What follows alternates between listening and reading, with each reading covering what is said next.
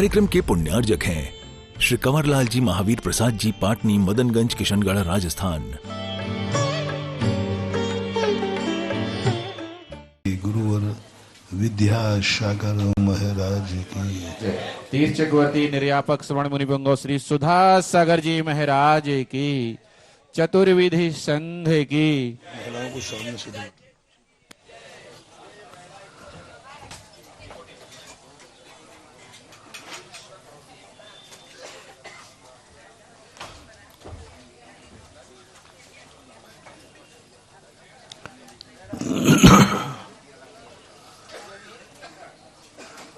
कल प्रसंग चला था कि जब अपने आप को स्वयं के ऊपर भी विश्वास न रहे तो किसी दूसरे को विश्वसनीय बना लेना चाहिए। जब स्वयं के ज्ञान पर विश्वास न रहे तो किसी ज्ञानी को विश्वसनीय बना लेना चाहिए। जब स्वयं की किस्मत पर भरोसा न हो तो किस्मत वाले को अपना बना लेना चाहिए। जब हमारी आंखें काम न करें तो किसी आंखों वाले का सहारा लेना चाहिए। जब हमारे हाथ पैर काम न करें तो जिनके काम कर रहे हैं उनका सहारा लेना चाहिए। जब हमें रास्ता पता न हो तो जिसको पता हो उससे पूछ लेने में कोई ऐतराज नहीं है, क्योंकि हमें पता नहीं। अभ्यस्त विषयाः तु श्रुतः, अनभ्यस्त विषयाः तु परतः। एक सूत्र दिया है नीतिकारों ने, सिद्धांत नहीं है, ये नीति है। सिद्धांत अलग चीज होती है। सिद्धांत में अभ्यस्त हो या अनभ्यस्त व्यक्ति दूसरे का सहारा लेवे या न लेवे, लेकिन नीति है कि जिस चीज का हमें अभ्यास नहीं है, अनभ्यस्त विषय है तू परतः, जिसका हमें अभ्यास ही नहीं है, हमने कभी जाना नहीं, देखा नहीं, सुना नहीं, ऐसे कार्य करने का कभी मन हो तो परतः, पर के आलम्बन से ही करना चाहिए। जिस चीज का हमें अभ्यास हो जाएगा फिर पर के आलम्बन की जरूरत नहीं है। कई बार हम हैकड़ी कर देते हैं, मैं किसी का सहारा नहीं लूंगा, मैं ही भगवान हूं, मैं ही गुरु हूं, मैं ही सर्वभौम हूं। तो ये थोड़ी देर के लिए तो इतरा पाते हैं, अंत में जब मौत आती है ना तो कोई दिमाग काम मैं करूं क्या, कुछ दिमाग काम नहीं करता, क्या करूं। और उस समय यदि कोई विज्ञानी ज्ञानी व्यक्ति हमारे पास हो तो वो हमारी संलेखना और समाधि करा देगा, मृत्यु को महोत्सव में बदल देगा। क्योंकि हम हैकड़ी करते रहे, समर्थ थे नहीं, सहारा किसी का लिया नहीं। आजकल तथाकथित स्वाध्याय वाले, समय सार पढ़ने वाले ऐसे ही भटकेंगे, ऐसे ही अहंकारी हो जाएंगे, हो रहे। मुझे किसी की जरूरत नहीं है, भगवान की भी नहीं। मैं हूं अपने में स्वयं पूर्ण, पर की मुझ में कुछ गंध नहीं। मैं अलस अरूपी अस्पर्शी, पर से मेरा संबंध नहीं। मैं हूं स्वतंत्र ज्ञाता दृष्टा, मेरा पर से क्या नाता है। अब ये बात कैसी लगी, बस क्या भी तक अच्छी समझियो। कुछ बातें कहने में और सुनने में अच्छी लगती है, क्रिया में लाए तो बेटा मुश्किल हो जाएगी। कितने सत्य हैं जो हमारे ज्ञान में हैं, लेकिन हम उनको क्रिया में नहीं ला पा रहे। कितने सत्य हैं जो ज्ञान में हैं, लेकिन क्रिया में नहीं ला रहे। मेरे ज्ञान में है कि मैं मर नहीं सकता हूं, और यदि सामने से सांप आ जाए तो भाग कर दिखूंगा। क्रिया में नहीं आ पा रहा। तो भेद किया जैनाचार्यों ने क्रिया को और तत्व को एक ओर रख दिया। तत्व तो तुम सही जानो, क्रिया उतनी कर पाओगे या नहीं ये कोई जरूरी नहीं है। इसलिए हमें अपनी जिंदगी के दो भाग करना चाहिए। एक सत्य को जानना और एक सत्य पर जिंदगी जीना। जानने में तो कोई कमी रखना मत। जानना तो उतना ही जानना है जितना भगवान जानते हैं। अन्यून मनतिरिक्तम। भगवान जितना जानते हैं मैं उससे कम भी नहीं जानता, और अधिक भी। जो भगवान जानते हैं वो उतना ही जानना है। कम नहीं, किंचित मात्र भी कम किया तो सम्यक दृष्टि नहीं बनोगे। कुछ नहीं करना, जैसा है वैसे ही जानो। लेकिन जब क्रिया की बात आए तो जितना जानते हो उतना ही नहीं करना, जितनी शक्ति हो उतना करना। करना भी मना किया है। जितना तुम जानते हो उतना करने के लिए मना किया है। बुरे कार्य के नहीं कह रहा हूं, अच्छे कार्य के लिए।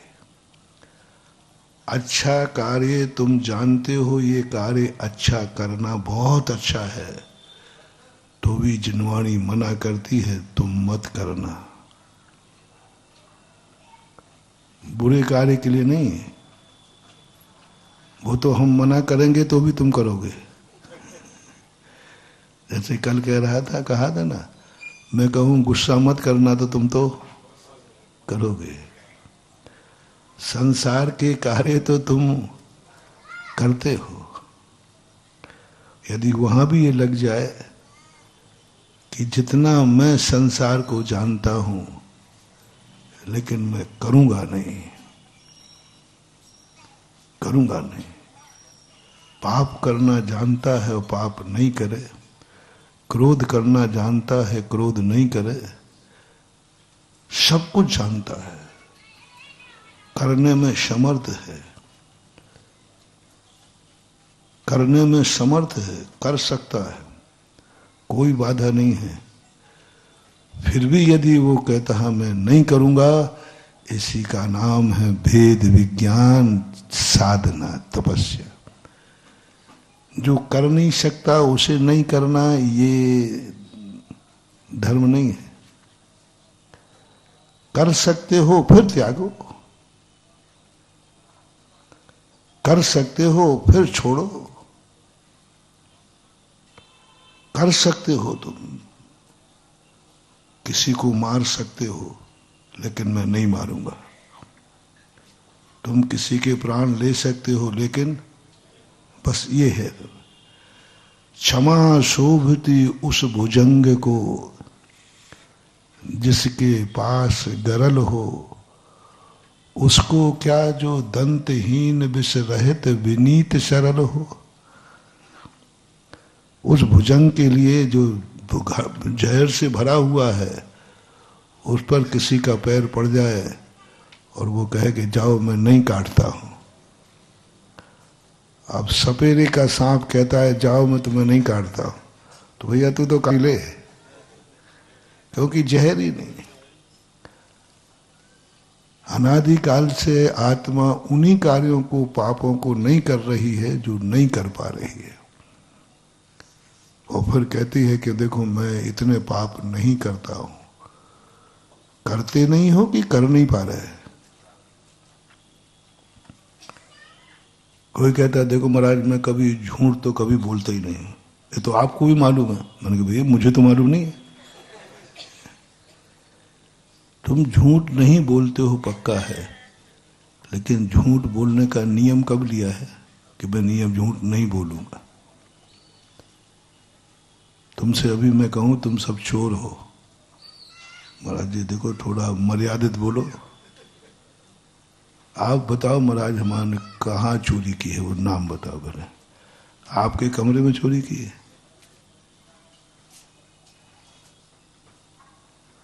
पूछ, मैंने अब तुम्हें कह दिया तुम सब चोर बैठे हो। जो लाइव में सुन रहा हूं वे भी सुन रहे हैं, लेकिन भक्त ही सुने। हाँ, मेरे प्रश्नों में हमेशा ये ध्यान रखना, कोई भी बात कहूं तो मैंने अपने भक्तों से कहा है, बस इतना ध्यान रखें। हमारे मनीष भैया नाम नोट कर रहे हैं, कुछ ही क्षणों पश्चात हमारे पास नाम आने वाले हैं। हाँ चलिए अगले आनंद निर्भर जोरा प्रमदादि गानई वादित्यपुर जय शब्द कला प्रशस्तई उद्गीयमान जगति पति कीर्ति में नाम पीठस्थलिम वसुविधार्चने योल्लशामि ओम ह्रीम स्फटिस्ताजनाय अर्घ्यम पामति स्वाहा। चलिए आज कौन सा भाग्यशाली परिवार होगा? सभी लोग पीछे की ओर हो जाए, सभी लोग पीछे की ओर आ जाए। हाँ, आज कौन सा भाग्यशाली परिवार होगा जो शाश्वत पर्व चतुर्दशी के दिन इस पावन पुनीत अवसर पर यहाँ पर जगत पूज्य के मुखारबिंद से उच्चारित बीजाक्षर मंत्रों के द्वारा सांधारा और अभिषेक कार्य करने का सौभाग्य प्राप्त करेगा? महान भाव शीघ्रता से हमारे पास नाम प्रेषित करें, हमारे पास समय नहीं है। हमारे मनीष भैया के पास नाम आ चुके हैं। समिति की ओर से इसके लिए 1,11,000 रुपए की मिनिमम राशि निर्धारित की गई है, और जिनको भी जो नाम देना है वो मनीष भैया के पास दे दें। मनीष भैया नाम नोट कर रहे हैं।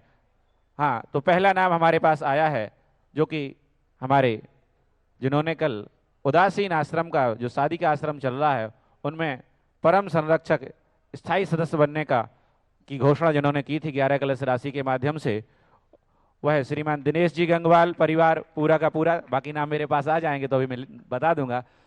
ब्यावर निवासी मुंबई प्रवासी, सही है ना?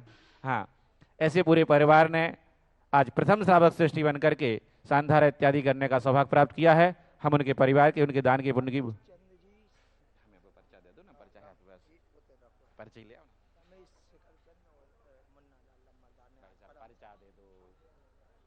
हाँ, और द्वितीय श्रावक श्रेष्ठी बनने की जिन्होंने घोषणा की है, जो कि सागरोदय में ट्रस्टी बने हैं और असीमकालीन भक्तांबर जिन्होंने प्राप्त कराने की वहाँ घोषणा की है, ऐसे महाराजपुर वाला परिवार श्रीमान श्रीमती चंद्र प्रभा जी, उनका पूरा परिवार है। और तृतीय श्रावक श्रेष्ठी बनकर जिन्होंने ये घोषणा की है, उन्होंने वर्णी भवन मोरा जी में शिखरचंद जी लंबरदार ने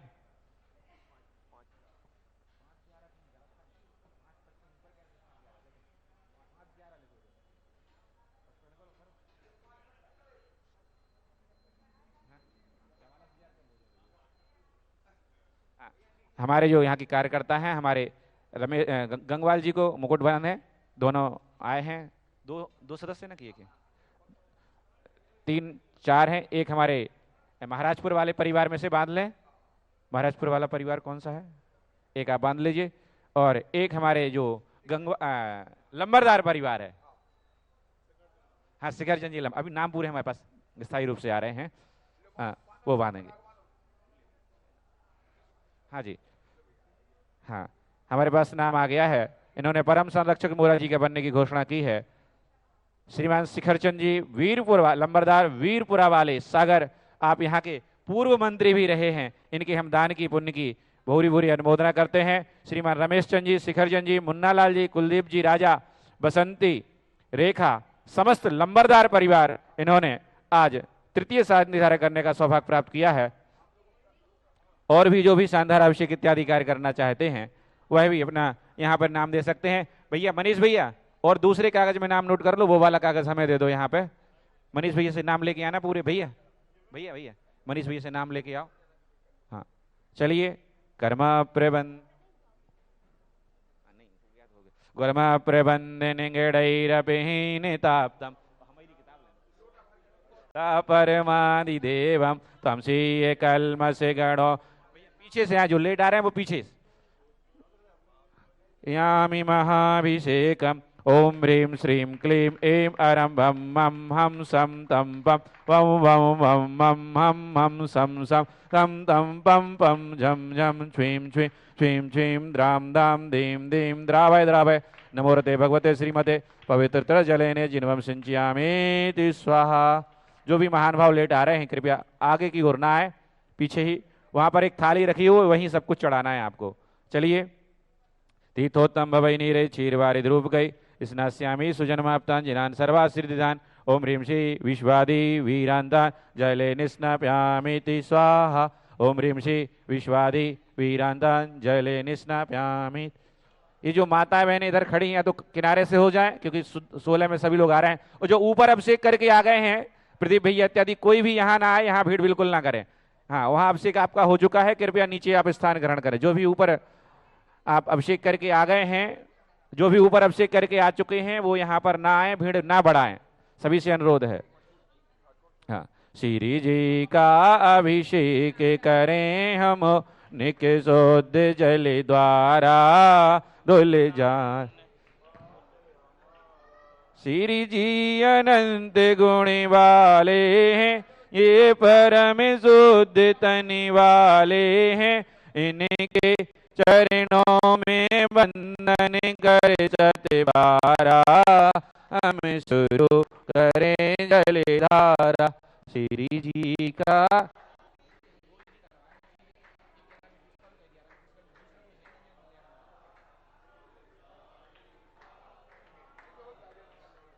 एक माइक भैया।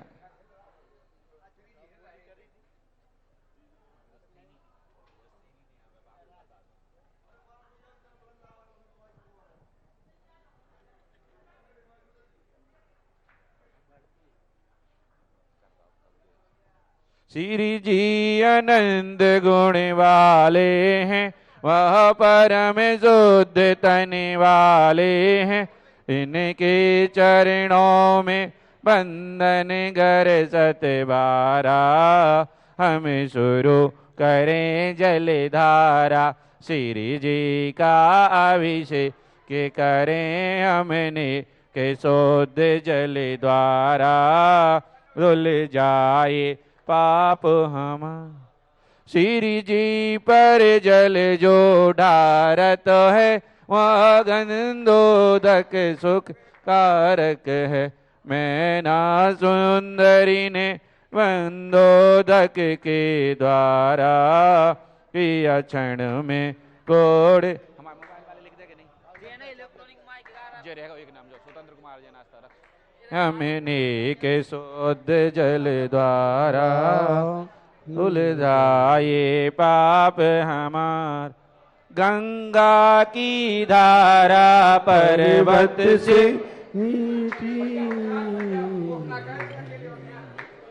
इसीलिए तो जग में जन जन द्वारा जो जित है गंगा धारा।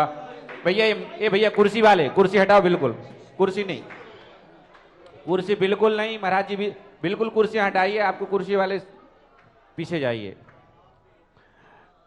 बीच में कुर्सी लगा के नहीं बैठेंगे, कुर्सी पीछे ले लें। जिनके घुटने दर्द कर रहे हैं वो साइड में बैठ जाएंगे।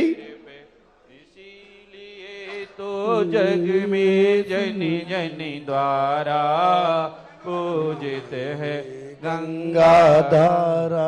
श्री जी का अभिषेक करें हमने शुद्ध जल द्वारा धुल जाए पाप हमारा।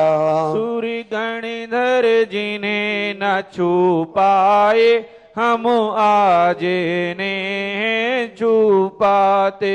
सूर्य गणधर जिन्हें न छू पाए हम आज ने छू पाते। यह धन्य घड़ी, यह धन्य घड़ी, यह धन्य घड़ी मिल जाए बारंबारा, यह भाव भक्ति करे धारा। श्री भैया कोई चरण स्पर्श नहीं करेगा अभी आपको अभिषेक करना है।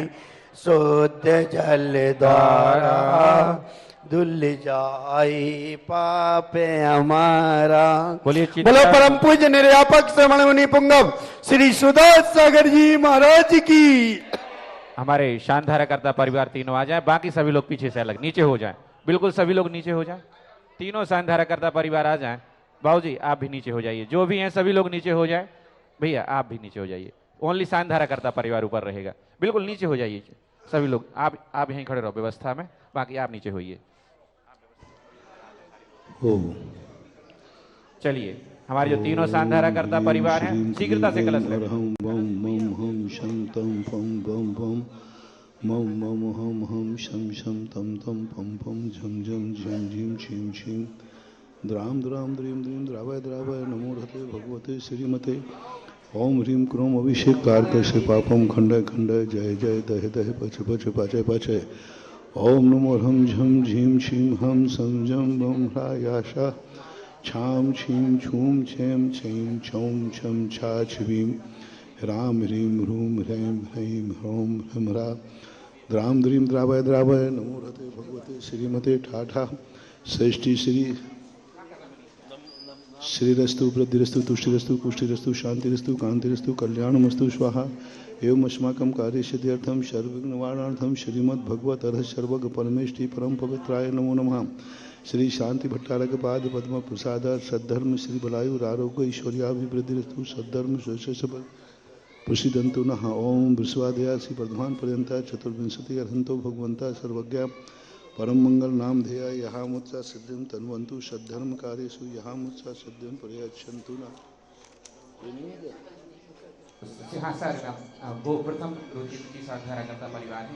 रूपचंद जी जैन, कमला देवी जैन, गंगवाल दिनेश, रेखा दिवेक, तन्वी, दिशा मुरबई, ब्यावर निवासना, महेंद्र कुमार जैन, प्रेरणा हरदा, समस्त परिवार, श्रीमती चंद्रप्रभो, शशांक, प्रियान, संकल्प, सौनवी, पंकज, सुप्रिया, गर्भस्थ शिशु आरोग्यार्थम, रमेश चंद जैन, शिखर चंद जैन, मुन्ना लाल जैन, लंबरदार परिवार, समस्त परिवार, नरेश जैन, जयश्रीनगर, संदीप जैन, नरेंद्र कुमार, पृथ्वी, दीवाली, चक्रेश, मोक्ष, मीना, मनीष, रमेश, आशा, प्रियंका, नितिन, संभव, शारदा, निमित, विमल रानी, ब्रह्मचारी, अर्चना, प्रिया, नवजात शिशु रक्षार्थम, प्रकाश जैन, आरोग्यार्थम, वैभव जैन, स्वतंत्र जैन, कैंसर व्याधि बाधा निवारणार्थम, मनोज जैन, सूर्य सुलेखा, उषा, समस्त आरोग्यार्थम, श्री रस्तु, श्री नरेंद्र कुमार जैन आरोग्यार्थम, श्री राजकुमार जैन, अरविंद कुमार जैन आरोग्यार्थम।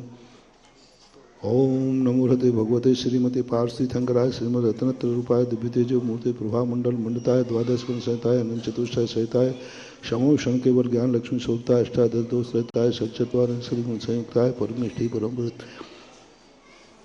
सम्यक ज्ञानाय स्वयं भवे सिद्धाय बुद्धाय परमात्मने परम सुखाय त्रिलोक महताय अनंत संसार चक्रमर्दनाय अनंत ज्ञान दर्शन वीर सुखाज पदाय त्रिलोक भसंकराय सद्ज्ञानाय सद्ब्रह्मणे बृहत्पणा मंडल मंडिताय ऋषि हारिका श्रावक श्राविका प्रमुख चतु संगोप सर्वनाशनाय घाती कर्म शंकरा अजराय अववाय सृष्टि श्री समस्त शांति धारा कत्रिणाम व्याधिम घिनंतु व्याधिम घिनंतु श्री जनाभिषेक पूजन प्रसाद सर्व सेविका नाम सर्वदेश भय पीड़ा विनाशनम भवतु।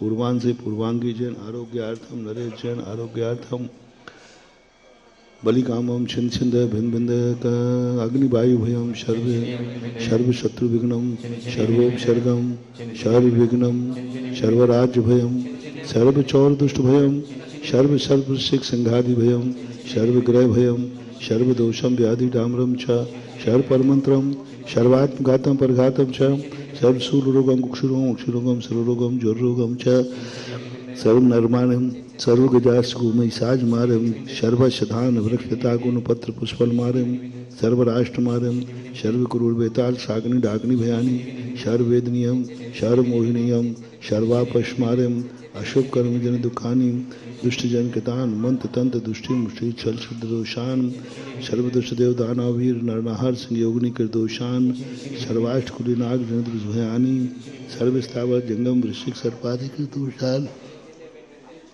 सर्व सिंहाष्टापदादि कर दोषान परशत्रु कदमाणव चटन विद्वेषण मोहन वशीकरण आदि दोषान ओम ह्रीम अश्मभ्यम चक्र विक्रम सत्य जो बल शौर्य शांति पूरे पूरे सर्व जीवानंदनम जनानंदनम भव्यानंदनम गोकुलानंदनम सर्व राजानंदनम सर्व ग्राम नगर खेट करवट मठम पत्तन गौणमुख संबानंदनम सर्वानंदनम कुरु कुरु स्वाहा सुखम त्रिश्लोकेशु व्याधि विषण वर्जितम अभ्यम क्षेम आरोग्यम स्वस्तिरस्तु विधीयते श्री शांतिरस्तु शिवमस्तु जयोस्तु नित्यमारोग्यमस्तु तुष्टिरस्तु पुष्टिरस्तु समृद्धिरस्तु कल्याणमस्तु सुखमस्तु अभिवृद्धिरस्तु दीर्घायुरस्तु पूर्वोदराणि सदा सन्तु सद्धर्म श्री बलायुरारोग्य ऐश्वर्याभिवृद्धिरस्तु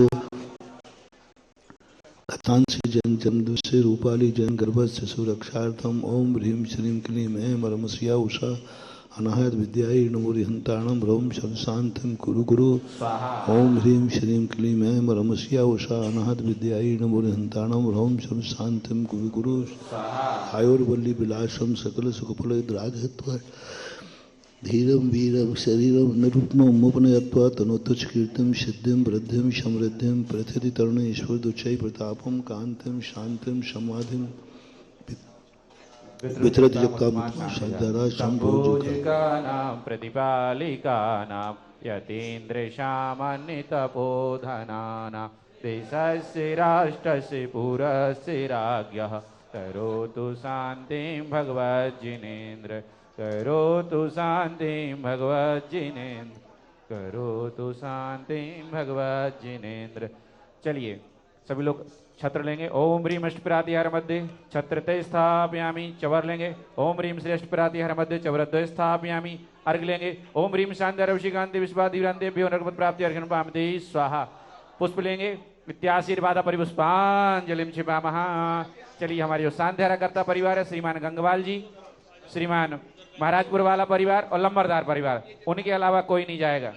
देखिए आज बर्णिवाल मोराजी में संस्था के पूर्व मंत्री, ट्रस्ट कमेटी एवं प्रबंध कारिणी समिति के पूर्व मंत्री श्रीमान शिखर चंद जी, श्रीमती बसंती जी, श्रीमान कुलदीप जैन, श्रीमती रानू जैन, प्रखर जैन, सानवी जैन, बीरपुरा वाले परिवार ने परम संरक्षक के रूप में 5 कलश की राशि से बर्णिवाल मोराजी में जोड़ने का सौभाग्य प्राप्त किया है। अरे मुकेश भैया 5 नहीं 55 और आगे लगाओ। 5 कलश और 55 श्रीफल की राशि से इन्होंने जोड़ने का सौभाग्य प्राप्त किया है। शीघ्रता से सपरिवार आए और गुरुदेव के चरणों में श्रीफल समर्पित करें। श्रीमान रमेश कुमार जी जैन,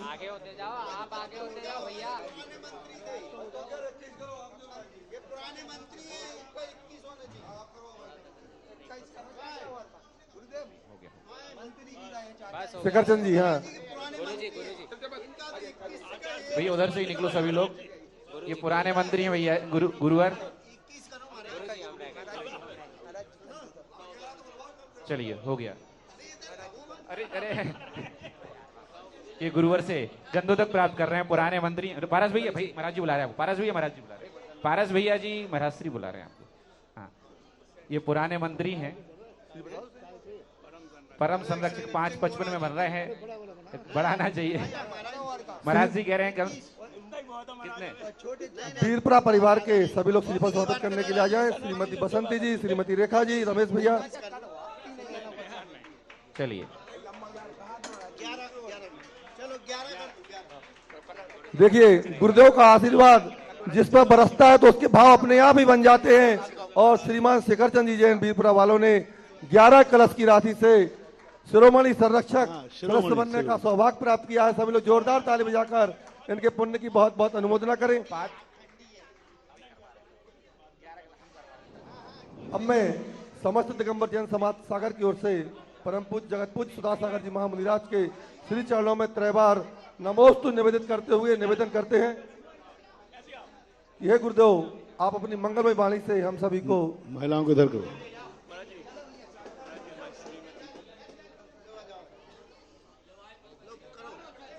हमारे गंगवाल जी भी आ जाएं, जो कि जिन्होंने कल 11 कलश की राशि के माध्यम शीघ्रता से गंगवाल जी का परिवार आ जाए।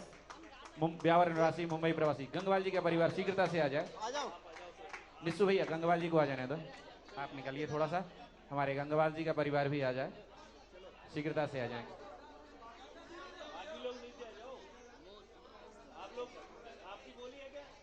नहीं, बाकी लोग की नहीं है, गंगवाल परिवार की है ओनली। बिल्कुल। ये क्या हो गया? नमः सिद्धेभ्यः। जय श्री ओम नमः सिद्धेभ्यः। सर्वमंगलमांगल्यं सर्वकल्याणकारकं प्रधानं सर्वधर्माणां जैनं जयतु शासनं जैनं जयतु शासनं। पंच परमेष्टि भगवान की आचार्य श्री गुरुवर कुंद कुंद महाराज की, आचार्य श्री गुरुवर विद्यासागर महाराज की।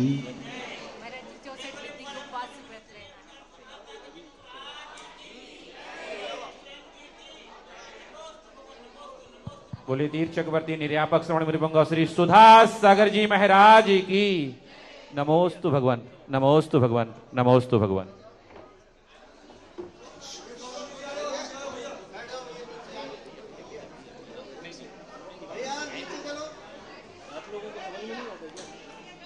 कल प्रसंग चला था, हमारी जिंदगी मात्र भोग विलासता का कारण न बन जाए। हमारी जिंदगी बहुत बड़ी उपयोगी है। पहले तो व्यक्ति को ओम शांति,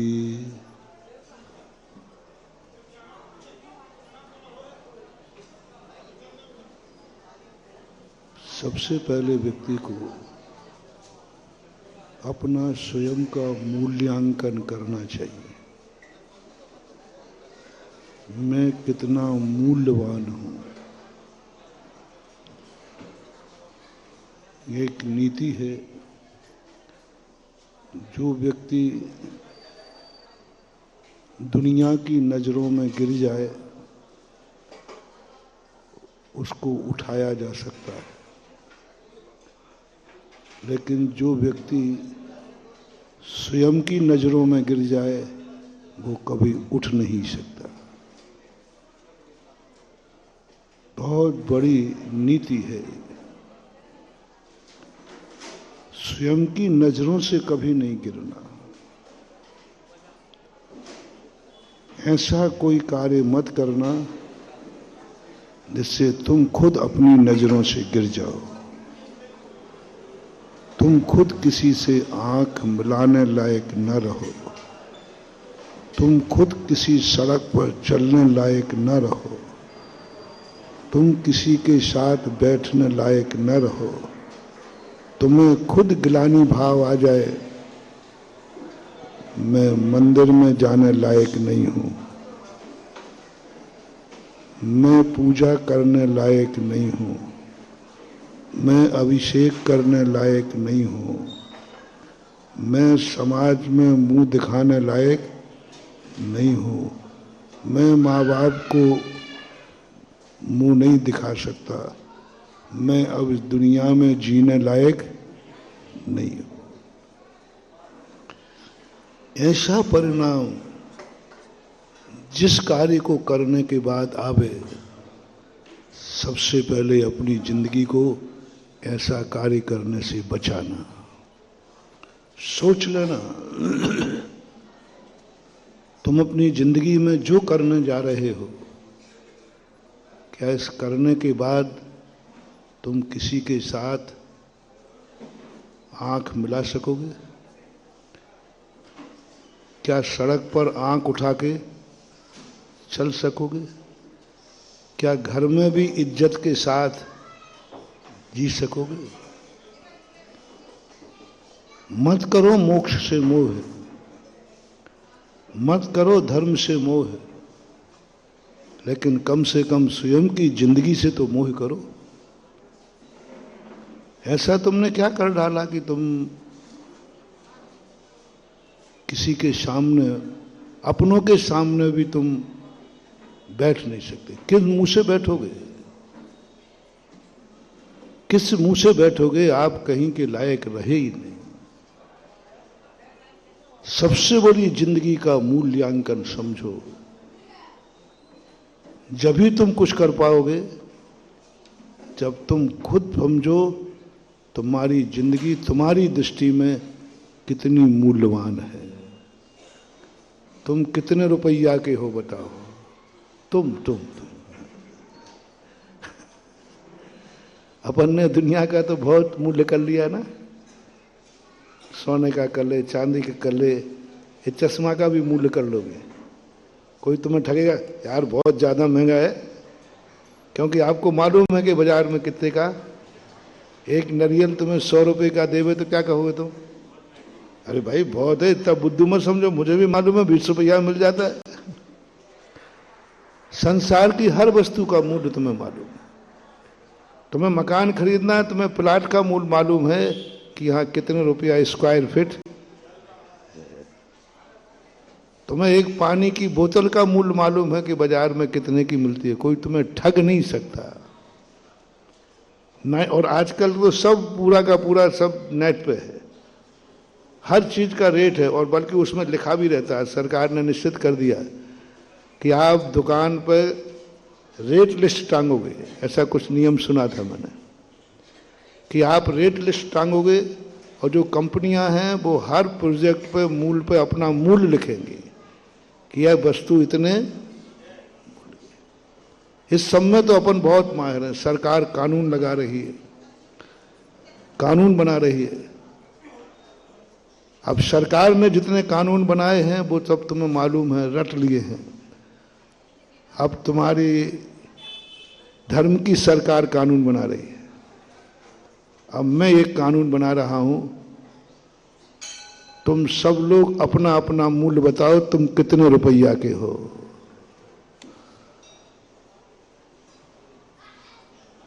देख लो, सोच लो, कितने रुपया के हो तुम। अपने आप की जिंदगी कितने रुपया में दे दोगे? हाँ बिकती है जिंदगी। ये आतंकवादी जिंदगी में इसलिए तो मरते। वो कहते ठीक है, मैं आत्मघाती जस्ता, हमारे परिवार को इतना रुपया मिल जाए, हम मानव बम लेने को, अब मैं वही नीति आपसे अपना रहा हूं। एक व्यक्ति को, एक आतंकवादी को एक ग्रुप ने पूछा, बोल तेरा मूल्य क्या है? उसने मूल्य बता दिया और वो मरने को तैयार हो गया। हमें पता नहीं है कि तुम लोग भी ऐसे ही बैठे हो, तो हमें क्या पता। पूछ रहा हूं भाई, देखो पूछने में कोई बात को खुला खुला करने में कोई आपत्ति नहीं है। अब मैं तुमसे पूछता हूं, तुम्हारा मूल्य कितना है? कितने में तुम अपनी जिंदगी खत्म कर दोगे? कितने में तुम कह दोगे कि बस इतना मिल जाए हमारी जिंदगी खत्म, हम अपनी जिंदगी खत्म कर देंगे? हमारी पूछ लो। महाराज पहले आप बताओ, आपकी जिंदगी कितनी की है? हम तो दे देंगे। हम तो, यदि कोई हमें सिद्धालय में पहुंचा देवे, मोक्ष बना देवे, तो मैं अपनी जिंदगी दे दूंगा। हमारी इतनी कीमत है, बताओ। हमारे पूज्यवर अमृतचंद सूरी महाराज ने लिखा है, यदि तुझे आत्मा का वैभव मिले तो इस शरीर के वैभव को छोड़ने का संकल्प कर लेना। मृत्वा अपि कृत्वा, मर जा पर तू निजानुभव कर, घड़ी घड़ी मत रच तन में। इस तन से इतना मोह मत करना। यदि आत्मा का निजानुभव मिलता है, शुद्ध स्वरूप मिलता है, केवल ज्ञान मिलता है, तो हम इस शरीर का मोह छोड़ने को तैयार हैं। कुछ भी कर लूंगा। अब मैंने अपना मूल्य बता दिया और वो नहीं मिलता है तो फिर कीमत मत लगाना रे, तुम्हारी सारी संपत्ति लग जाएगी तो मेरा नाखून भी नहीं देने वाला मैं, नाखून भी देने वाला नहीं हूं। तुम कहो महाराज आपके बाल कितने में मिलेंगे, तो लेके तो दिखाओ बाल एक। हाँ, साधु का तो बाल भी अनमोल है।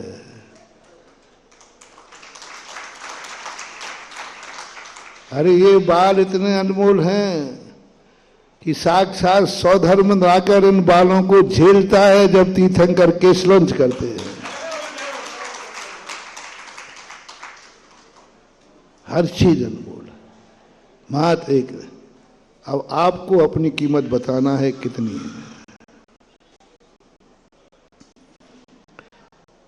जो हम बलि दे रहे हैं जिसके लिए, वो तो तुम्हारी कल्पना ही नहीं। बोलो तुम कितने मूल्यवान हो। इसी का नाम तो समय सार है। समय सार में कुछ नहीं है। पूज्यवर कुंद कुंद स्वामी ने बस तो अपना आपका तू कितना मूल्यवान है ये बताया। तू कितना मूल्यवान है, पूरे समय सार का एक ही है, तेरे बराबर मूल्यवान दुनिया में कोई नहीं। पर पदार्थ सारे तीन लोक की संपदा को पासंग में रख दिया, बोले कोई काम की नहीं है, तू इससे भी ज्यादा अनमोल है।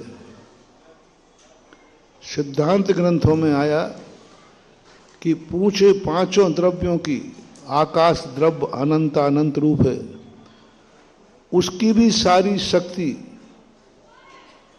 पुद्गल द्रव्य अनंतानंत रूप है, उसकी भी सारी शक्ति, धर्म अधर्म आकाश और काल की शक्ति, सबको एक तरफ रख दिया जाए और जीव द्रव्य के लिए ज्ञान गुण को एक तरफ रख दिया जाए तो ज्ञान गुण उससे भी ज्यादा ताकतवान है। ज्ञान अकेला एक गुण की बात कर रहा हूं, अभी दर्शन गुण बाकी है। ज्ञान गुण ही जब हमारा प्रकट होता है तो सारा ये तीन लोक एक तारे के समान टिमटिमाता है। यानी ज्ञान इतना बड़ा है कि ऐसे तीन लोक अनंत आ जाएं तो भी वह जानने में शक्ति रखता है। ऐसा अनमोल है मेरा ज्ञान, मेरा एक गुण अनमोल है।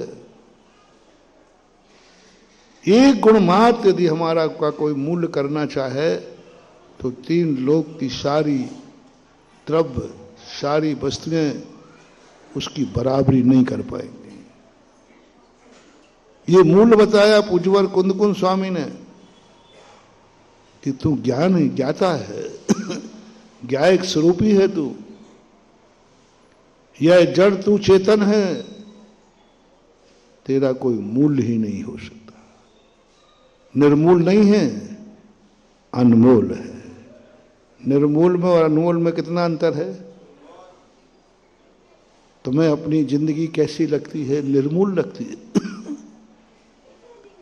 समय सार पढ़ने की सबसे बड़ा फायदा है कि हमें अपनी खुद की जिंदगी अनमोल लग जाती है, बस और कुछ नहीं। चिन्माणी में सब व्यापार लिखा है, तुम्हारा व्यापार हमारे व्यापार में कोई अंतर नहीं है। तुम भी बाजार में जाते हो, मूल्य देखते हो, वस्तु देखते हो, ये वस्तु है, इसका मूल्य क्या है। पूरा संसार व्यापार चल रहा है। हम लोग भी शास्त्रों में पढ़ पढ़ करके यही देखते हैं, मेरे पास जो संपदा है इसका क्या मूल्य है। आप अपनी अमीरी किस पे घोषित करते हो? संपदा पे। हमारे पास एक मकान है, इतने किलो सोना है, इतना चांदी है, इतनी एफडी है, इतना ये है, तो तुम फिर घोषणा करते हो हम लखपति हैं, हम करोड़पति हैं, हम अरबपति हैं, खरबपति हैं। और मालूम तुमने ये मूल्यांकन कर लिया अपनी संपदा का। हमने भी कॉमर्स पढ़ा समय सार का, और समय सार पढ़ने के बाद पता हम त्रिलोकपति हैं। क्या है? तुम कैसे थे? लखपति, करोड़पति, अरबपति, खरबपति, नीलपति। ये तुमने सारा पढ़ लिया, अपनी संपत्ति का मूल्यांकन कर लिया। और फिर कुंद कुंद स्वामी ने जब कहा तू अपना ऑडिट कर, ऑर्डर करने के बाद पता चला मैं त्रिलोकपति हूं, त्रिलोकीनाथ हूं। त्रिलोकपति बनाया है समय सार ने, त्रिलोकपति का एहसास कराया है समय सार में। तभी तो समय सार पढ़ने वाला अध्यात्मी सब कुछ मिटा देता है, लेकिन आत्मा को नहीं मिटने देता। सब कुछ मिट जाता है, लेकिन अपने आत्मा पर निगरानी रखता है। जैसे एक कंजूस आदमी होता है, उसके घर में एक चोर घुसे। वो कंजूस था नहीं, चलो दो व्यक्ति ले लेते हैं, एक कंजूस था और एक कंजूस था नहीं। चोर आया तो चोर ने एक को तो जम के मारा, लेकिन वो मर गया, लेकिन उसने चाबी नहीं छोड़ी। और मेरा कहना है, चोर कभी आ जाए तो चुपचाप तुम सोते रहना, बचना चाहते हो तो। सुन रहे हो ना? चोर पुराण पढ़ा रहा हूं, चोर पुराण। हमारे यहाँ एक चोर कला भी है 72 कलाओं में। घर में यदि चोर घुस जाए और बहुत सारे हों, तुम तो अच्छे से नींद लेना, हो सके तो घर्राटा और चालू कर दो, जो जो। धन तो चला जाएगा, जिंदगी, क्योंकि चोर का उद्देश्य क्या था? बस तुम घर्राटे रहते रहना, धन चला जाएगा, बच जाओगे। और उठ जाओ तो यदि वो चाबी मांगे तुम्हें जगा लेवे, तो तुरंत उसको चाबी बता देना कि भाई ये पकड़ चाबी, तो जिसके लिए आया है जा। क्योंकि वहां तुम्हारी कोई सुनने वाला नहीं है, तुम अकेले हो, तुम परिवार हो, वो खूंखार है। चाबी दे दो उसको, नहीं तो वो मारेगा, पीटेगा, प्राण भी ले सकता है, प्राण भी ले सकता है। समझदारी यही है कि दे दो, जिंदगी बच जाएगी। लेकिन हर व्यक्ति देता नहीं है। कई लोग चोर को चाबी ना देकर, धन ना बचा करके मर जाता है, वो पूरे परिवार को मार डालते हैं। एक घटना घटी थी राजस्थान में। चोर घुसे, नहीं बताया उन्होंने, पूरे परिवार, उनको तो क्या लगना, पूरे परिवार को साफ कर गए। अब धन किस काम का? कम से कम धन चला जाता और परिवार बच जाता तो शायद धन आ जाता।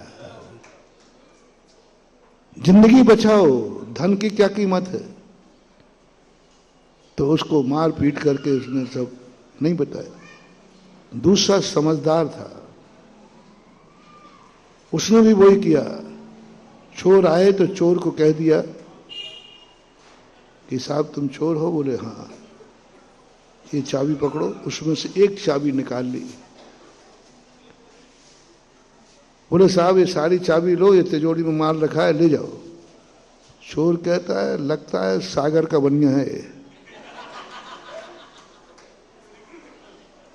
बुद्धू बना रहा है। जिसमें माल रखा है वो चाबी निकाल ली तूने?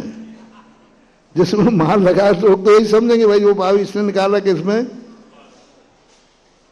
तो चोर ने कहा नहीं तू तो वो चाबी दे। बोले साहब ये चाबी तो नहीं दूंगा, ये चाबी तो नहीं दूंगा, आपको जो चाहिए इस चाबी में रखा है। चोरों ने कहा ये बदमाश लगता है भागने की फिराक में। चोर ने पकड़ लिया और उसके दो चोरों ने हाथ पकड़ के उंगलियां तोड़ दी, चाबी निकाल ली। चोर का सरदार कहता है जो इसने गुच्छा दिया इसको फेंक, इसमें कुछ नहीं होगा, क्योंकि मैं जानता हूं सागर का बनिया है।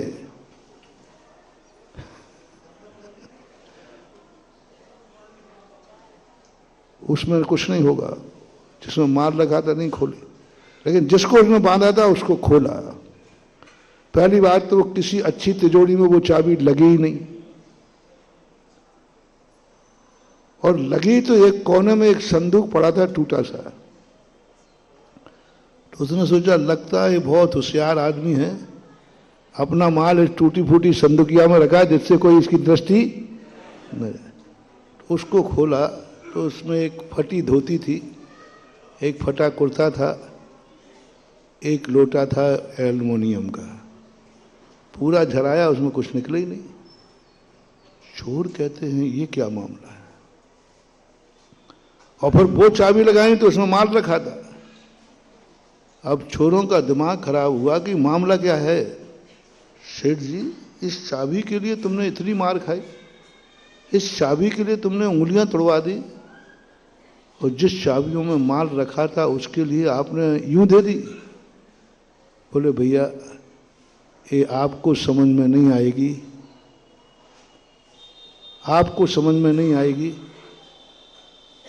ये उंगलियां तो तोड़ो छोड़ो, इस चाबी को तो हमारे प्राण भी जाते तो हम दे देते। बोले क्यों, इसमें है क्या? बोले उस तिजोरी में तो धन है और इस संदूकिया में मेरा धर्म है। जब मैं उस तिजोरियों को खोलता हूं तो अहंकार जागता है, पाप जागता है। मेरे पास इतना धन है, किसी से भी झगड़ा कर लेता हूं, क्या फर्क पड़ता है, धन खर्च करके बच जाऊंगा। लेकिन उसको वो प्रतिदिन क्या करते थे, तिजोरी में धन रखने के बाद तुरंत उस संदूक की खोल करके उस कुर्ता का और धोती की घड़ी बनाते थे, और वहां देख के अहंकार आता था। और जब वो तिजोरी को संदूकिया को देखते थे तो औकात पता चल जाती है, कल तुम क्या था, ये देख ले क्या है। इसको देखकर मेरा अहंकार चूर हो जाता है और हम में मार्दव धर्म आ जाता है, हमारे सारे अहंकार दूर हो जाते हैं। इसलिए इसको दर्शन करते ही मैं धर्मात्मा बन जाता हूं, और तिजोरी के दर्शन करते ही मैं पापी बन जाता हूं। इसलिए मैं सोच रहा था, जिसको देखकर अहंकार आता है, जिसको देखकर पाप का भाव आता है, वो चला जाए तो चला जाए, लेकिन जिसको देखकर धर्म का भाव आता है वो नहीं जाना चाहिए। बस यही स्थिति समय सार पढ़ने वाले की होती है। समय सार ने आत्मा का आनंद इतना ले लिया उसने, वो कहता है कि मरूं तो मर जाऊं लेकिन आत्मा का नहीं छोड़ूंगा। छिज्जद्वा भिज्जद्वा निज्जद्वा अहजाद विपल्यम जम्मा तम्मा गच्छदु तहा बिना परिग्रहो मज्ज। छिज जाए, मर जाए, भिज जाए, कुछ भी हो जाए, लेकिन मैं अपना उपयोग आत्मा से नहीं हटाऊंगा। आत्मा पे निगरानी रखता है, आत्मा न लुट जाए, आत्मा का वैभव न लुट जाए। शेरनी खा रही है मांस लौच लौच करके, और उन महामनराज की निगरानी किस पे है? आत्मा। वो नहीं लुट जाए, शरीर लुट रहा है, शेरनी खा रही है, अग्नि में जल राख हो रहा है पांडवों का, गज कुमार का, घानी में पेला जा रहा है।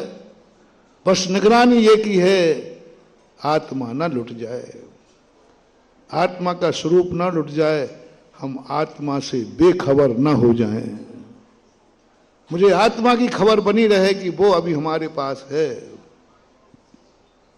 ये समय सार पढ़ने के बाद उसको अपनी जिंदगी का, अपनी आत्मा का इतना कुछ भी ले लो आओ, मैं तुम्हारे प्राण ले लूंगा, ले लो, मैं शरीर ले लूंगा, ले लो, जो तुम्हें लेना है ले लो, लेकिन मेरे आत्मा का वैभव मेरे पास बना रहे, इसके लिए मुझे कुछ भी करना पड़े। ये कंजूस बना, ये स्वरूप बना उस आत्मा को जाग जाता है जिस आत्मा में अपने आत्मा का मूल्य पता चल जाए।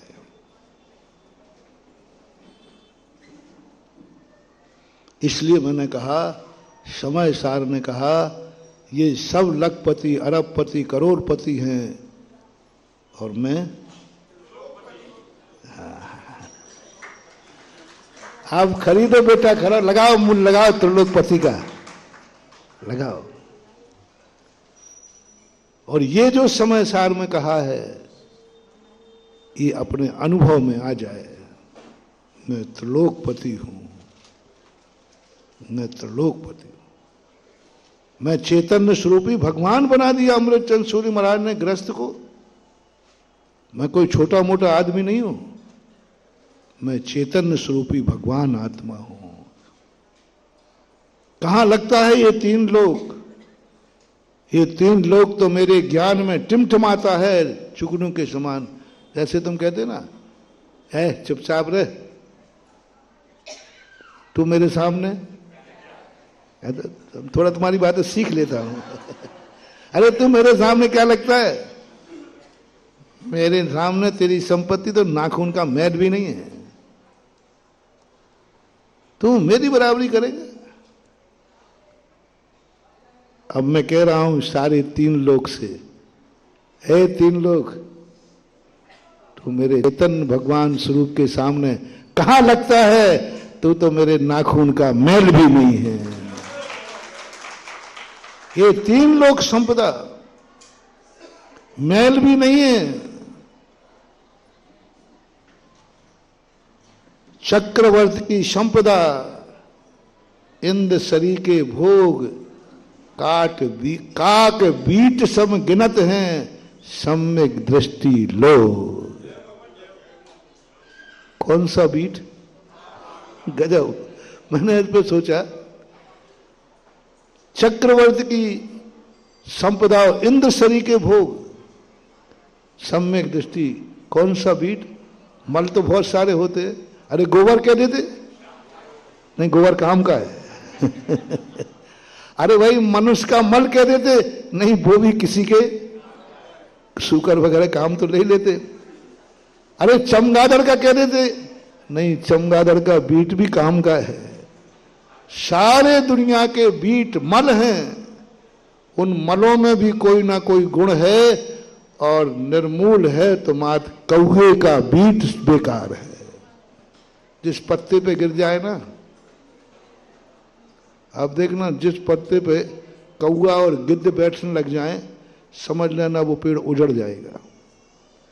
संसार में सबसे निकृष्ट बीज है तो कौवे का भी। काक बीट सम गिनत हैं, सम्यक दृष्टि लोग। लगाओ मूल्य, क्या लगाओ?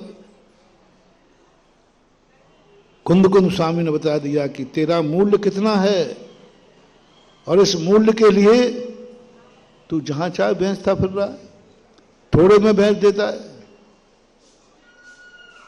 वो मूल वैसे ही आतंकवादी जैसा मूर्ख है जिसने थोड़े से धन में अपनी जिंदगी बेच दी। और ये बात जब ही समझ में आएगी, मात्र समय सार पढ़ के बाद ये आभास होता है, मैं त्रिलोकपति हूं, सारी दुनिया के मैं अधीन नहीं हूं, सारी दुनिया मेरे ऊपर राज्य नहीं कर सकती, मैं त्रिलोकपति हूं, सारी दुनिया का नाथ हूं और भगवान आत्मा हूं। यह है वैभव, यह है अनुभूति। और जब ये अनुभूति, कैसे सहन कर लेते हैं हम लोग कष्ट? कैसे सहन कर लिया कि शेरनी खा रही है और महाराज को कुछ नहीं हो रहा है, आग में जला रहा है, सिगड़ी जल रही है और महाराज को कुछ नहीं हो रहा है, कुछ नहीं हो रहा है।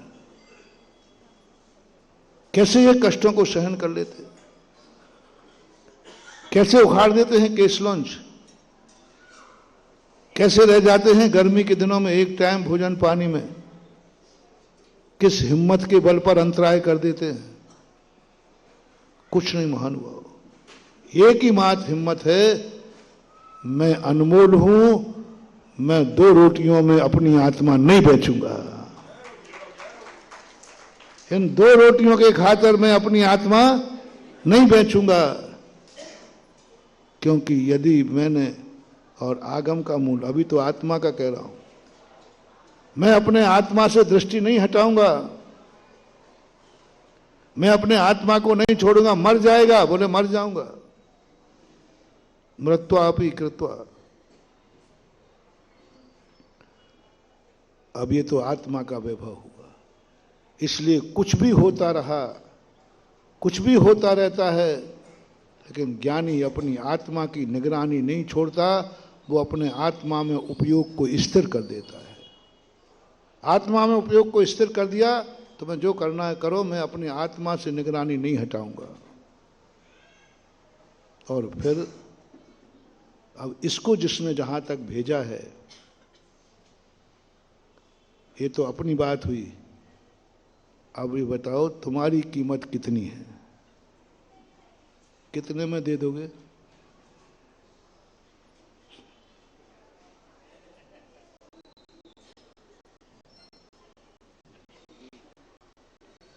महाराज जी, अब थोड़ा आपने प्लान बनाई है तो मैं थोड़ा घर में सराय करूं। समझो रे, तुम बहुत मूल्यवान हो, अनमोल हो, अनमोल हो, तुम्हारी कोई कीमत नहीं। दुनिया में आज तक कोई मूल्यवान वस्तु नहीं हुई है जो तुमसे अधिक मूल्यवान हो। इसलिए अनर्घ पद प्राप्त आए अर्घम निरुपामति स्वाहा। क्या बोलते हो? अनर्घ का अर्थ क्या है? इसका कोई मूल्य कह ही नहीं सकता। अनर्घ पद प्राप्त आए, मैं वो जीव हूं भगवान, मैं वो पद पा रहा हूं जो अनर्घ है। तो तेरी औकात क्या है जो पा रहा है? भगवान मैं भी अनर्घ हूं। और अनमोल व्यक्ति तो अनमोल वस्तु ही खरीदेगा ना। अनर्घ पद खरीद रहे हो तुम एक अर्घ के बदले, अनर्घ पद प्राप्त आए, जिसका संसार में कोई मूल्य नहीं आंका जा सकता। ऐसी अनमोल वस्तु को प्राप्त करने के लिए भगवान मैं तेरे चरणों में आया हूं। एक दिन कहा था ना कि तुम्हारी पूजाओं, इन एकांतवादियों ने समय सार पढ़ के चरणानुयोग की पूजा पाठों को क्रियाकांड करके बहुत बड़ा अनर्थ किया है। वस्तुतः ऐसे कथन करने वाले जनधर्म द्रोही है। सारा क्रियाकांड है ये, पूजा क्रियाकांड है, उपवास क्रियाकांड, ये सब क्रियाकांड है। क्रियाएं क्रियाकांड। एक हवा चली थी, हवा चली थी, मंदिरों में अभिषेक बंद हो गए थे, लोगों ने व्रत नियम छोड़ दिए थे, बोले सब क्रियाकांड है, क्रियाकांड है, आत्मा के वैभव में जाओ। और उसमें सबसे ज्यादा यदि बर्बाद होने वाला था, उसका नाम था बुंदेलखंड। बुंदेलखंड में सबसे ज्यादा बर्बादी थी। आज बुंदेलखंड में मंदिरों में एक पुजारी नहीं मिलता, अभिषेक करने वाले नहीं मिलते, एक त्यागी वृत्ति नहीं मिलता। मुनि महाराजों का तो सवाल ही नहीं है, क्योंकि भारत में सबसे ज्यादा बुंदेलखंड प्रभावित हो रहा था और उन अंग्रेजों ने बुंदेलखंड पर ही आक्रमण किया सबसे ज्यादा। क्योंकि बुंदेलखंड एक ऐसा स्थान था जहां पर क्रियाकांड शुद्ध होते थे, इसलिए उनकी दृष्टि थी। आया था यहां भी आया था और तुम लोगों पर प्रभाव भी पड़ा था। उसमें शायद मैं भी शामिल हो सकता हूं। वो समय मुझे याद है जिस समय यहां पर मंदिरों में गद्दियां लग गई थी। ये पूजा पाठ, ये क्रियाकांड, ये व्रत नियम, ये सब नवोकार मंत्र की मालाएं, सब क्रियाकांड है, पर प्रत्यय है, पर प्रत्यय, स्व प्रत्यय को समझो। वो तो बुंदेलखंड का बहुत बड़ा शातिशय पुण्य का उदय था कि पूज्य गुरुदेव विद्यासागर महाराज बुंदेलखंड आ गए। राजस्थान को बड़ी तकलीफ हुई जब आचार्य सिंह आए, अभी भी पछताते हैं, लेकिन पछताओ मत, बुंदेलखंड को डूबने से बचा लिया। और प्रांतों को तो कोई भी बचा लेता, लेकिन बुंदेलखंड को तो आचार्य श्री महाराज ही बचा सकते थे, क्योंकि इनकी कुंडली किसी से मिलती ही नहीं है, कोई नहीं बचा पाया। राजस्थान पाकिस्तान को तो आचार्य श्री के चेले ही बचा लेंगे,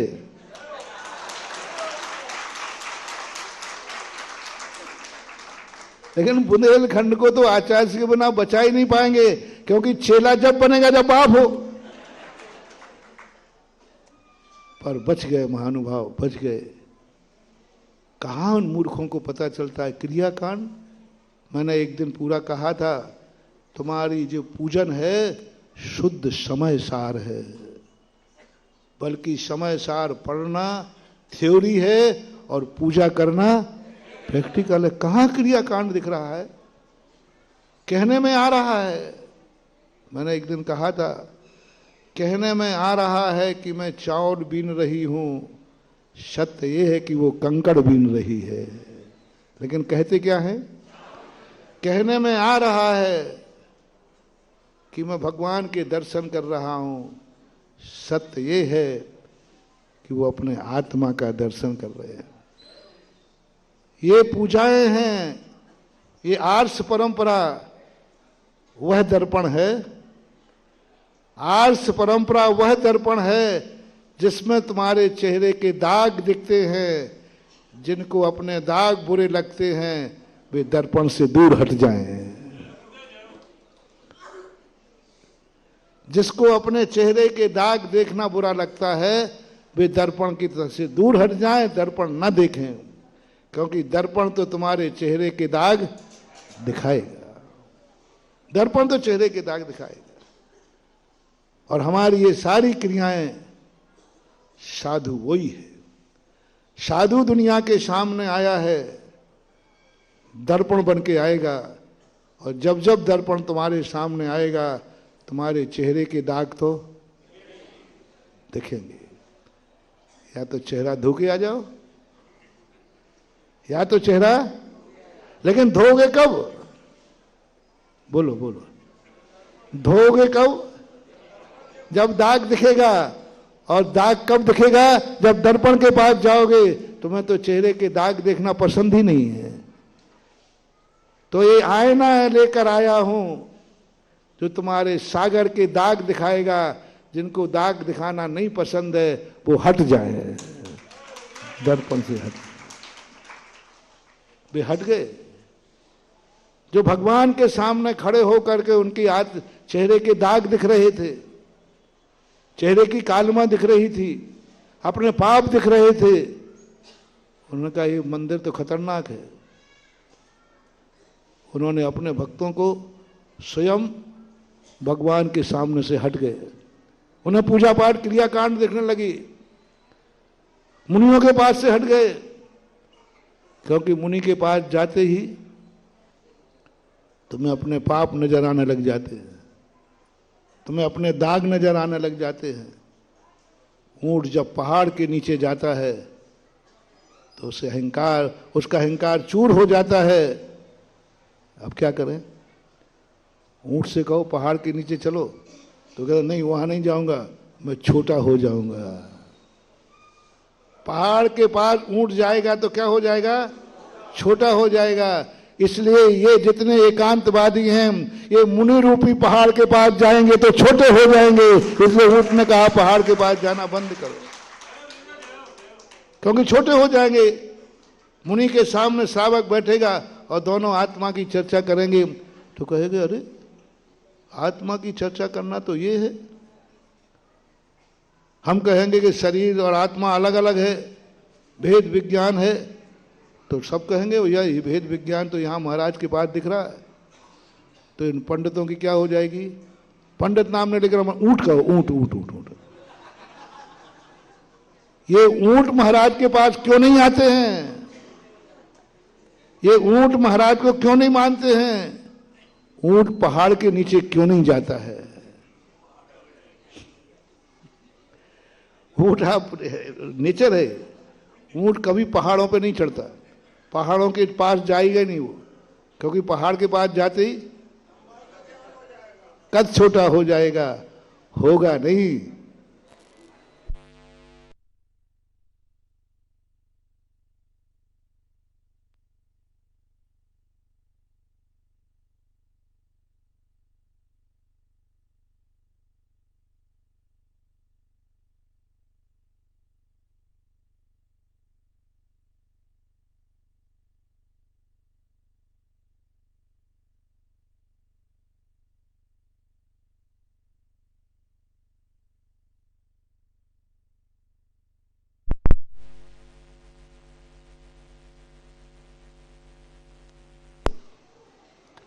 मुनियों से चर्चा करना पसंद नहीं करते, क्योंकि इनमें सामना करने की औकात ही नहीं है। तो ये और इनके भक्त सब मुनियों से दूर हट गए, क्योंकि जब जब मुनि के पास जाएंगे इनके चेहरे के दाग स्पष्ट देखने में आ जाएंगे। और वो कुछ लोग होते हैं जो अपने खुद के दाग देखना पसंद नहीं करते। वो तो अहंकार में घूमना चाहते, मैं तो त्रिकालिक शुद्ध हूं, उनको शुद्ध देखना पसंद आता है। नहीं, मैं नहीं देखूंगा दर्पण में। क्यों? दर्पण बहुत गलत है। क्यों गलत है? वो हमारे चेहरे के दाग दिखाता है। अरे भैया, दाग है तो दिखाता है कि दर्पण दिखाता है? मैं आपसे पूछता हूं, शेयर करना, यदि कोई आपके चेहरे पर काला धब्बा लगा है, गंदगी लगी है, कोई आपको एहसास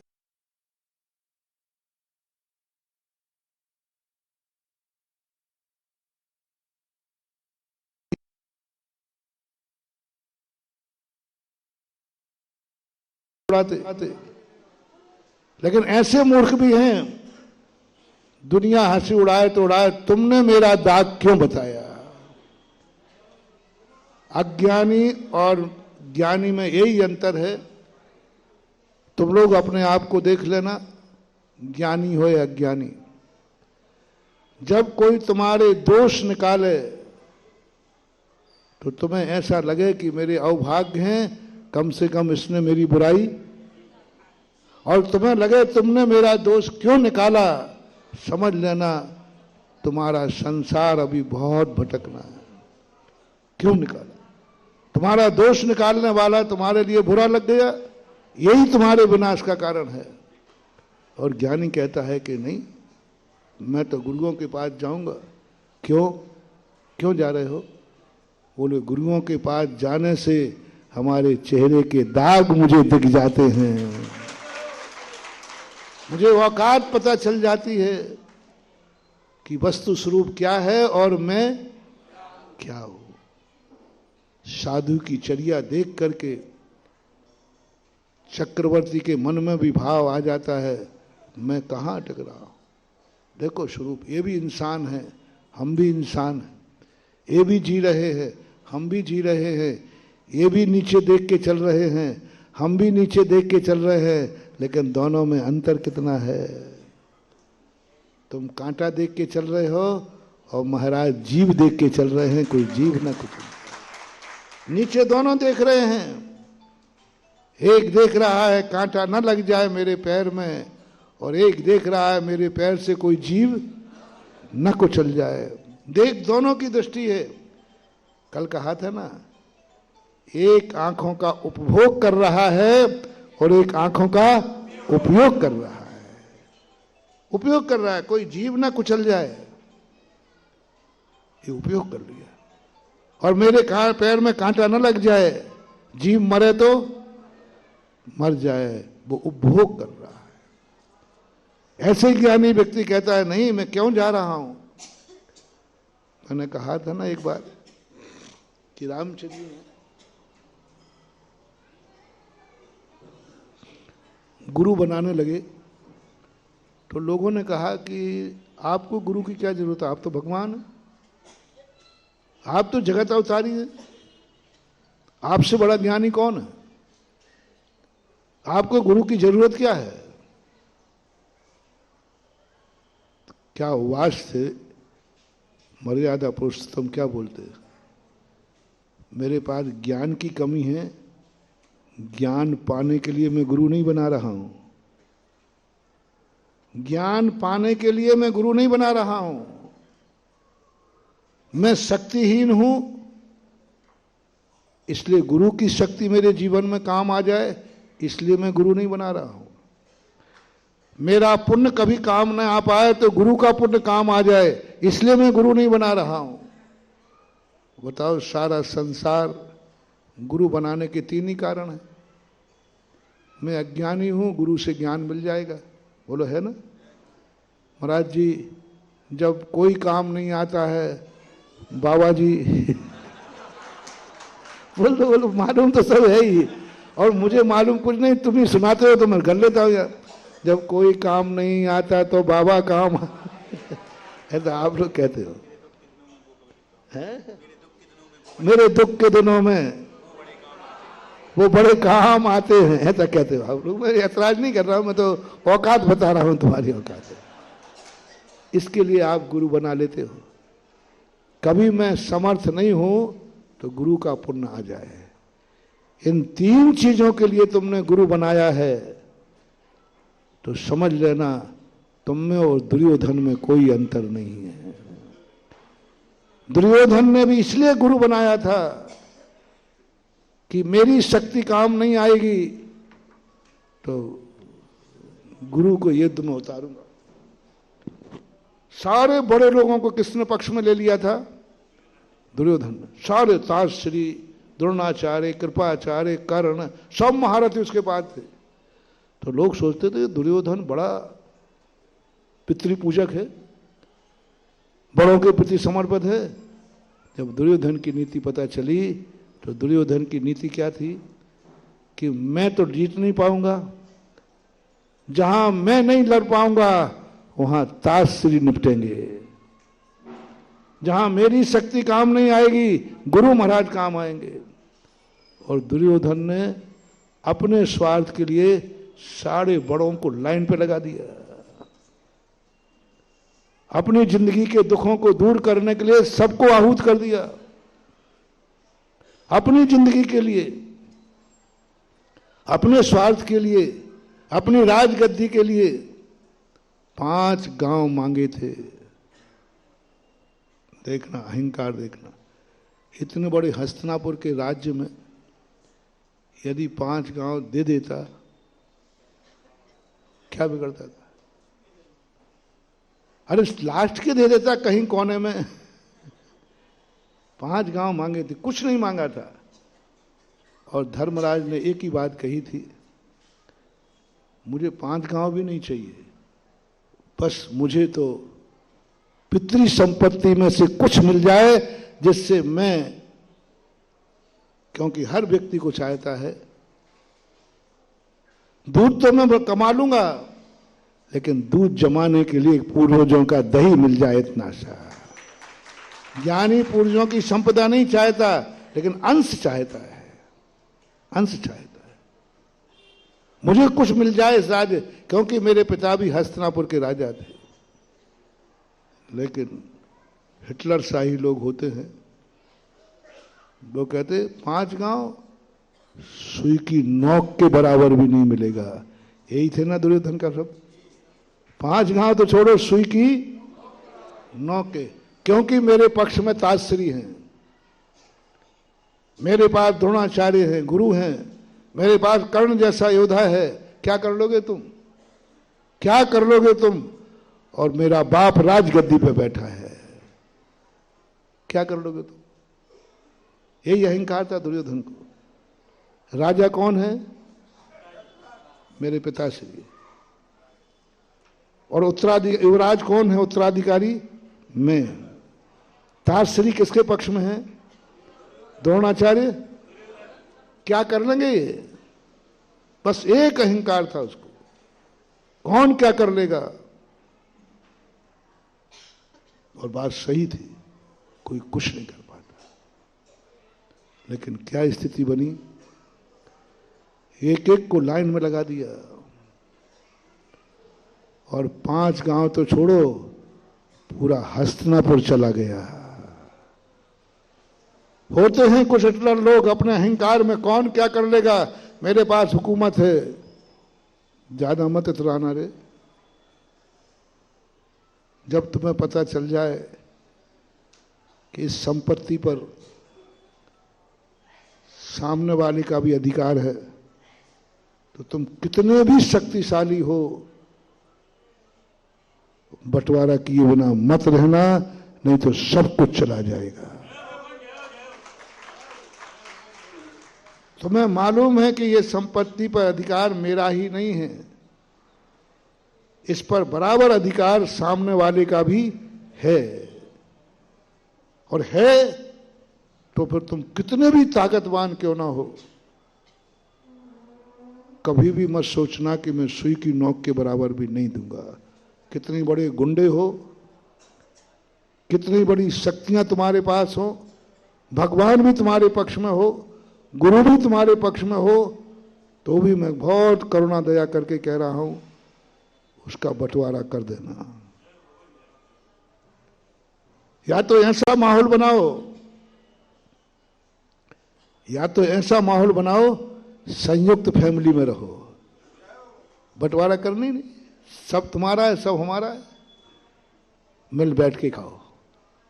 कैसे करो? एक चूल्हे पर रोटी खाओ, एक दुकान पर धंधा करो, एक साथ रहो। हमारे यहां अलग है ही नहीं, और कहीं से निमंत्रण आए तो एक के नाम से आए और सबका माना जाए। घर में जो संयुक्त फैमिली होते हैं, हर व्यक्ति के पास कार्ड आता है कि एक के पास? एक के पास आ जाता है, तो सब लोग उसको मान लेते हैं कि नहीं मानते? मान लेते। दादाजी के नाम आ गया ना, क्या मजा है। पहला यदि दुनिया में जीना है तो संयुक्त फैमिली बनकर के जियो। हमारा अधिकार नहीं है, हम सबका अधिकार, हम सबकी रोटी है, हम सबका मकान है, हम सबका धंधा है, हम सबके हैं, तुम हमारे हो और हम तुम्हारे हैं। ये परिणाम बनाओ। संयुक्त फैमिली, दुनिया में रहने के लिए संयुक्त फैमिली का विचार करो। फर्स्ट एंड फर्स्ट, टूटने ही मत दो, टूटने ही मत दो। जब रामचंद्र जी ने कहा अयोध्या से लौटने के बाद कि हमारे चारों भाई बड़े हुए, और जब इनकी मां की इच्छा थी कि मेरा बेटा राजा बने, तो उन्होंने अयोध्या के 4 हिस्से करने का भाव किया। तो भरत ने कह दिया मैं तो दीक्षा ले रहा हूं। लक्ष्मण ने कहा भैया सोचना ही मत, जब मैंने जंगल में ही आपको नहीं छोड़ा तो अयोध्या में क्या छोड़ूंगा। मैंने तो एक थाली में रोटी खाई है और एक थाली में रोटी खा के ही मरूंगा। क्या कभी कल्पना ही मत करना, सोचना ही नहीं। बचपन में एक थाली में रोटी खाई है, मृत्यु तक एक थाली में रोटी खाऊंगा। अब आप करना हो तो बंटवारा करो, मैं भूखा मर जाऊंगा। है कोई आई भाई प्रेमी ऐसा? है ऐसा कोई भातृ प्रेमी जो ये कहे कि हमने बचपन से एक थाली में रोटी खाई है तो बुढ़ापे के अंत तक मैं एक थाली में रोटी खाऊंगा, और जिस दिन थाली अलग हो जाएगी उसी दिन मेरे अन्न जल का त्याग है। कर दो भैया बंटवारा, ठीक है, कर दो, मेरा अन्न जल का त्याग है। कहां चला, कहां का राज्य दे रहे हो? लक्ष्मण में जो रामचंद्र जी को सुनाई ना, कहां राज्य दे रहे हो बोलो? मैं जाऊं वहां राज्य करने, अन्न जल का त्याग होगा मेरा। रामचंद्र जी कुछ नहीं बोल पाए। शत्रुघ्न की तरफ बोले, बोले शत्रुघ्न तू ऐसी ज्यादा बातें नहीं करेगा। वो सबसे छोटा था। उसने कहा भैया अब ये सब मिलकर के मेरे लिए जरूर थोपेंगे कहीं ना कहीं का। तो शत्रुघ्न कहता है मैं अयोध्या के टुकड़े तो नहीं होने दूंगा, अयोध्या के टुकड़े तो नहीं होने दूंगा। तो उन्होंने कहा भैया आप मत दो, मैं खुद राज्य मांगता हूं, जो राज्य में मांगूंगा वो दोगे? रामचंद्र जी तो उदार थे, बोले शत्रुघ्न तू मांगे और नहीं दे? अरे मैंने तो माता कैकेयी के बदले में अयोध्या ही छोड़ दी थी, तू कहा तो फिर से चला जाऊं वनवास? मांग बैठ भैया मांग। तो बोले भैया बाद में मुकरना मत। रामचंद्र नहीं मुकरूंगा। बोले मैं अयोध्या राज्य के बाहर, अयोध्या की सीमा के बाहर एक राज्य है जहां की जनता एक आताताई राजा से परेशान है, मैं उस राजा को जीत करके वहां का राजा बनूंगा, मथुरा का। मथुरा अयोध्या में नहीं थी, वहां आताताई राजा था। रामचंद्र जी कहते मैंने अयोध्या में से कहा है इसमें से बंटवारा कर। बोले भैया इसको तो बंटवारा नहीं होने दूंगा, लेकिन आपकी इच्छा है कि मैं भी राजा बनूं तो मैं मथुरा का राजा बनूंगा। और उन्होंने दिया। क्या है प्रेम। तुम लोग तो वो है रे, एक कमरा है 10 फुट का तो 5-5 फुट की दीवार खींच दोगे, ना तुम्हारे काम रहे और ना इतना भी तुम्हें नहीं आएगा। कोई नहीं भैया, कोई नहीं भाई, इस छोटे कमरे के 2 टुकड़े कैसे करेंगे, ना तुम्हारे काम रहेगा ना, चल तू ही ले ले।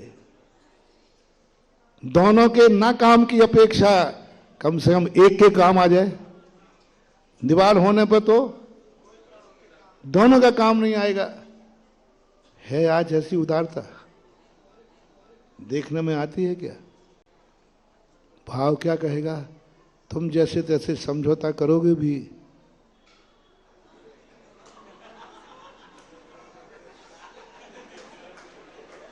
ये तो कहीं दीवार खिंचे तो खिंच जाए, काम में आवे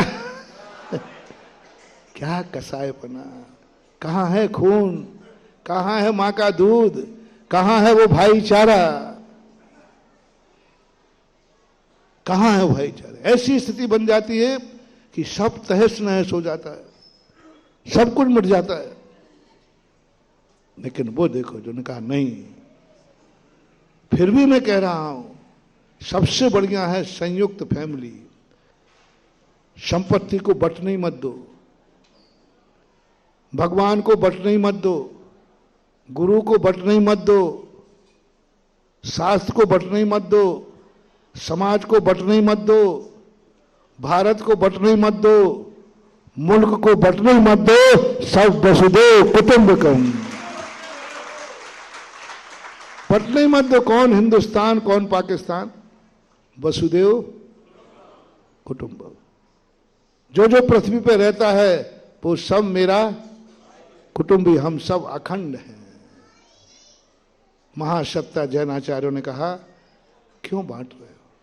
जब बहुत महान व्यक्ति हो जाता है, जब समय सार को व्यक्ति पढ़ लेता है, इतनी महासत्ता में चला जाता है, वो कहता सब कुछ अलग है ही नहीं, मैं हूं वही तो भगवान है, भगवान है वही तो मैं हूं, कीड़ा मकोड़ा भी तो वही है, पेड़, सबको अभेद में महासत्ता में ले लेता है।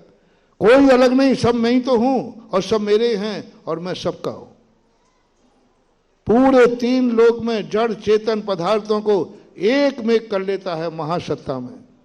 कोई अलग है ही नहीं, हम सब संयुक्त हैं। पुद्गल भी वो भी द्रव्य है, मैं भी द्रव्य हूं, भाई भाई हूं। पुद्गल द्रव्य है, मैं भी द्रव्य हूं। द्रव्य की अपेक्षा यदि राग द्वेष मिटाना है तो जाति बनाओ, राग द्वेष मिटाना है तो जाति बनाओ। तिर्यक सामान बोलते हैं जैसे हमारे।